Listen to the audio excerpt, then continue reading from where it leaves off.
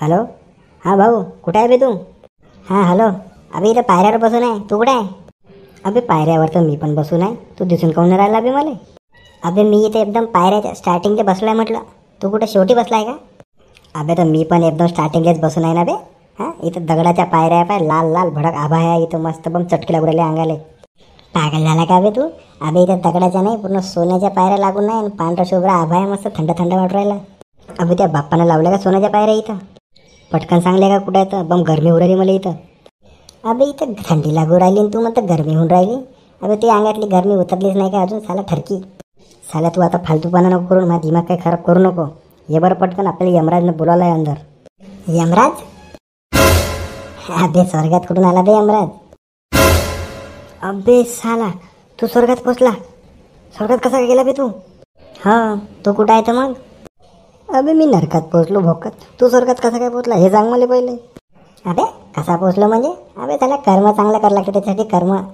च्या माया बिन, कोणते चांगले कर्म केले बे तुला? तू यासारखा चालले का पापी नसन ह्या जगात कोणी? हां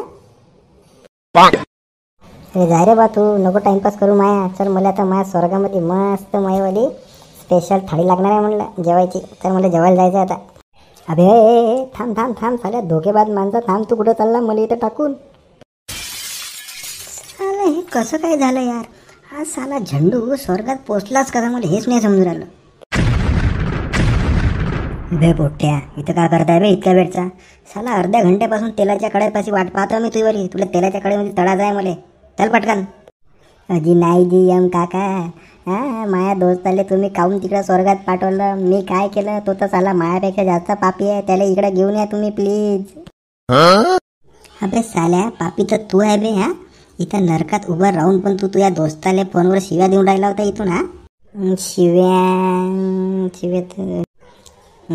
शिव्या तर देणारच आहे ना. तो तुमच्याबद्दल लय अवघड बोलत होता, म्हणून मला लय राग आला मला, म्हणून मी त्याला फोनवर लय शिव्या दिल्या. काय म्हणत होता तू माझ्याबद्दल? तो म्हणे साला एवढा मॉडर्न टेक्नॉलॉजी आली म्हणे, तरी तो साला यमराज पागलासारखा म्हशीवर बसून हिंडते म्हणे. हां अजून लय काही बोलला तो तुमच्याविषयी, पण मी तुम्हाला सांगणार नाही बा.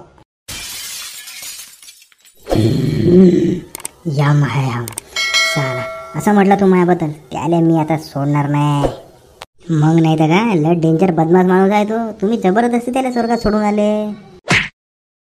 बरं झालं तुला मला सांगितलं. थांब, आत्ताच्या आत्ता लेखाला स्वर्गातून मी तर नरकात घेऊन येतो. थांब, त्याला दाखवतो आता मी कोण होता. यम है हम.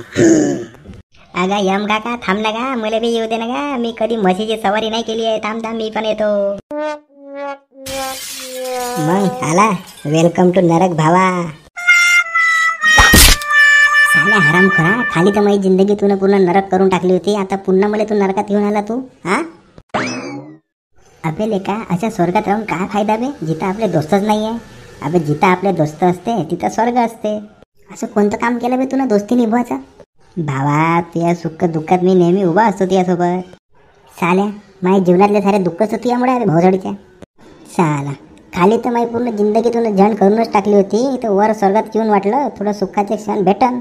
हां तर तिथून पण तुला उडवलं मला. काय लेका तू बे, ते बिचारी अप्सरा इतक्या वेळची वांग्याची भाजी बनवत होती माझ्यासाठी, आणि सोबत गपगप शिरा बी बनवला होता तिनं. तिची असिस्टंट होती अप्सरा, तिनं माझ्यासाठी लेका मस्त आंब्याचा रस बनवला होता बे.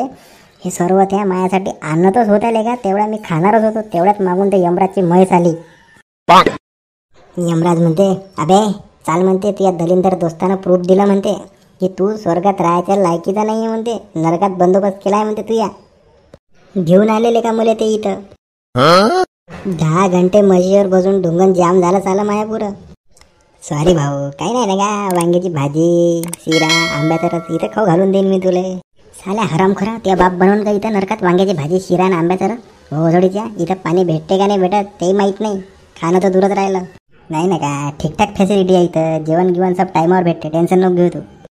फक्त दिवसातून 3 वेळा ढुंगणावर फटके भेटते, आणि रुटीननुसार तेलाच्या कढईत तळल्या जाते माणसाला इथं. भुक्कात गेलं तेलाच्या कढईत मला काय रे तळेन का? मी तर तुला कंपनी द्यायला आलो नाही इथं, फक्त तू जाशील आणि मी 5 बसीन फक्त.